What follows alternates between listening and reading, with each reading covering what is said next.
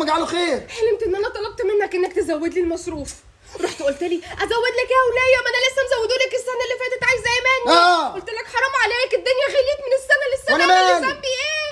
رحت قلت لي هو ده اللي عندي، لو مش عاجبك اعلى ما بخليك اركبي غوري في 60 داهيه يلا وشي. تقولي. وبالصدفه لقيت في ايدي سكينه.